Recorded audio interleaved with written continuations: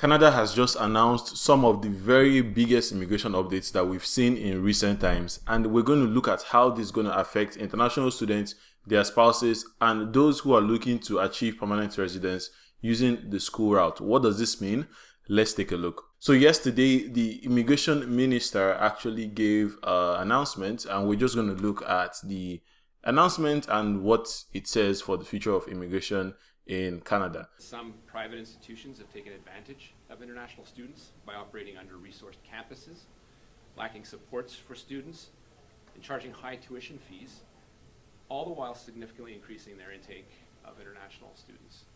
Today, I am announcing 3 principal measures. 1, a temporary 2-year cap on new international student permits. It is the latest in a series of measures to improve program integrity and set international students up for the success in order to maintain a sustainable level of temporary residence in Canada as well. To ensure that there is no further growth in the number of international students in Canada for 2024, we are setting a national application intake cap for a period of 2 years.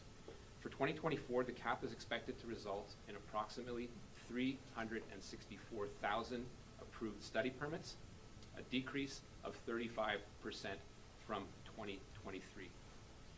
In the spirit of fairness, we are also allocating the cap space by province based on population, such as that some provinces will see much more significant reductions.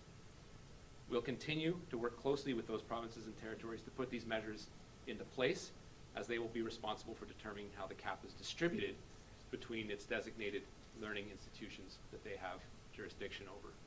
I've had productive conversations, in particular with British Columbia and Ontario already, and we all recognize that more needs to be done to protect the integrity of our system while supporting international students. In addition, effective immediately, applicants must provide a provincial attestation with their study permit application. At the same time, the cap will not apply to students at graduate levels of studies, including master's and doctoral students. Those are the people we're looking for. Study permit applications at the elementary and secondary school levels will also be exempt. To repeat, as of September 1st of this year, postgraduate work permits will no longer be available to public-private institution models. Thirdly, in the coming weeks, we will be announcing that open work permits will only be allowed and be available to spouses of international students enrolled in master's and doctoral programs, as well as professional programs such as medicine and law. Spouses of international students enrolled in other levels of study, including undergraduate and college programs, will no longer be eligible. To be clear, the cap will not apply to applicants within Canada looking to extend their studies, as it wouldn't be fair to prevent someone from finishing the program, nor will the cap have an effect on study permit holders currently in Canada. These temporary measures will be in place for 2 years, and the number of new study permit applications that will be accepted in 2025 will be reassessed. So I'm pretty much just going to pull up the official site itself here. I'll also leave the link in the description for those of you who want to check it out as well. And they said pretty much a few things. I'm just going to quickly go through what this information updates contains, and then, I'll share my thoughts on it, and then, you can feel free to also share your opinions as well in the comments.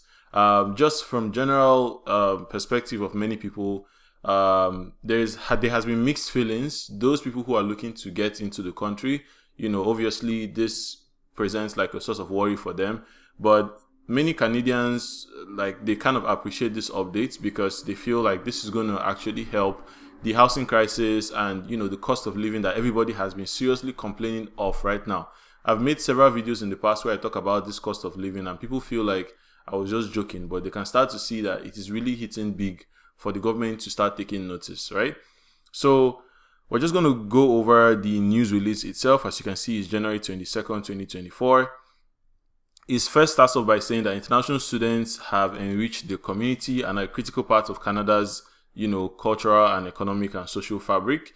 But in recent years, the integrity of the program has been threatened because some institutions have significantly increased their intakes in order to make more money, and students have been arriving without proper support that they need to succeed, and that's why they are making these changes.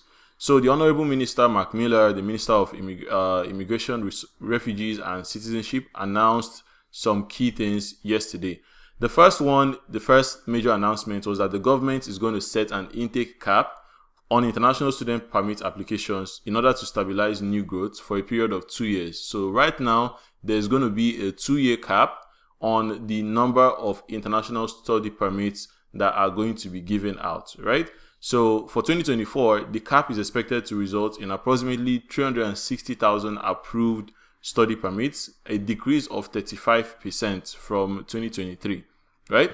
This also means that they have established caps. They're going to establish caps for each individual territory and province. And my opinion, I'm going to share my opinion on this. My opinion is that for provinces like Ontario that have greatly noticed the highest number of intakes, what's going to happen is Ontario is going to see some really big scrutiny in terms of the number of applicants that are going to be allowed into Ontario, right? Also, according to this update, study permit renewals will not be impacted. So if you're already studying in Canada, you already got a study permit, this is not going to affect you, right? It's for those who are coming from, going forward. And then it also says that those pursuing master's and doctoral degrees like PhDs are not included in the cap. So what this update also tells you is that Canada is trying to also prioritize for those more expensive programs like the master's and research-based like PhD programs. That is a good indicator that if you actually want to study right now, you might want to start considering doing a master's instead of going for a college program, because the masters are not really affected by most of these updates that just took place. Another thing is that they mentioned that the fact that after they allocate a portion of the cap to each province and territory, what is also going to happen is that each study permit that is being submitted going forward as of January 2022, so effective immediately, every study permit that is going to be submitted has to come with an attestation letter from the province that you are going to study, right? And for those provinces that don't have this attestation letter process created, they have been mandated to make sure that this process is set in motion not later than March 31st, 2024. Essentially, what it means is that for any province right now that you're trying to get a study permit application into, if they don't have this process in place, their study permit is basically on hold. That's what it just means right now. Till they have this process done and dusted and you're able to start getting your letter of attestation, which obviously they have to clear up before March 31st, study permit is basically on a tiny hold right now. Yeah. So even if you're applying, you have to get this letter in order to go forward. That's just what they're telling you right now. So what do they mean by this 2 years cap? This 2-year cap simply means that everything, these temporary measures that they are putting in place right now would be in place for the next 2 years, starting immediately. And it also says here that the number of study permit applications, which they have already reduced by 35%, is going to be reassessed, right? In 2025, it will be reassessed at the end of this year. It clearly states that here. During that period, the government will continue to work with provinces, and DLIs and other educational stakeholders to develop a stable plan for international students, right? Now, the next update that we're going to look at here is the postgraduate work permit program. Before now, the postgraduate work permit program basically had a very, very simple, straightforward process. If you did a 1-year program, either in a college, master's program, or whatever, once you do a 1-year program, you get a 1-year postgraduate work permit. If you do a 2-year program, or that's a 1+1 program, you get a 3-year work permit. But now they have made changes to that. And also, before now, if you had a spouse and you were studying, you could bring your spouse in on an open work permit, right? So there was a spousal open work permit, but now those things have actually changed.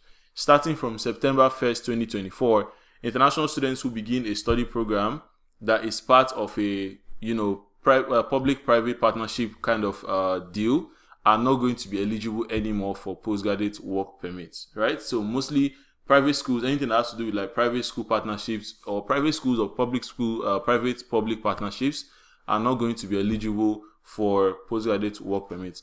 This might not affect people who go to like popular colleges, but if you're doing anything private school related, then I'm sorry, this updates has affected you right now. You cannot use private schools. And again, I don't know why you'd be doing like a private school, because I'm guessing most people who are trying to get into a school are doing it so that they can get a postgraduate work permit, right? So private schools they've been removed from that getting a postgraduate work permit.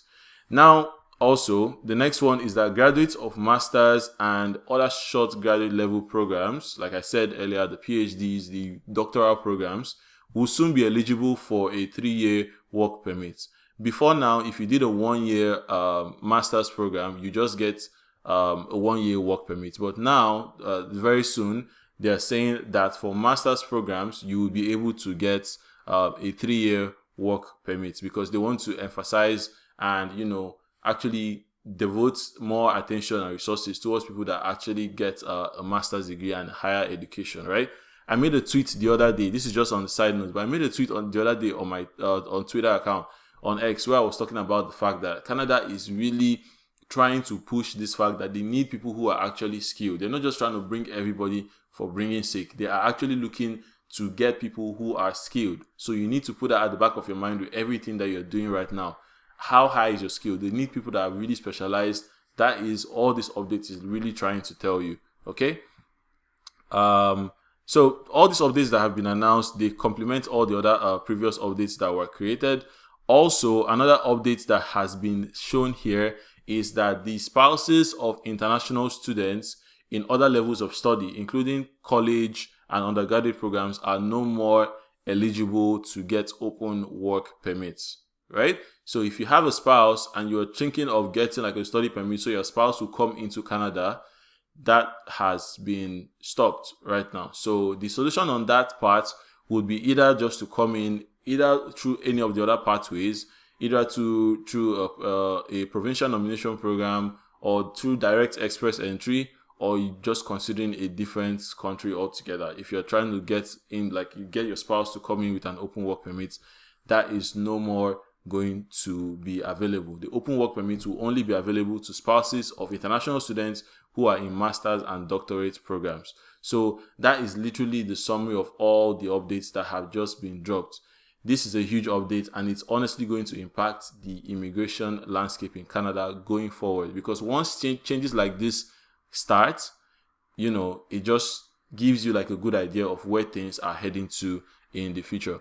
I can't say for certain what it's going to look like in the future, but I'm very, very sure that right now, if you haven't started, or if you need to do everything possible right now to take this update into consideration and make your decision for yourself.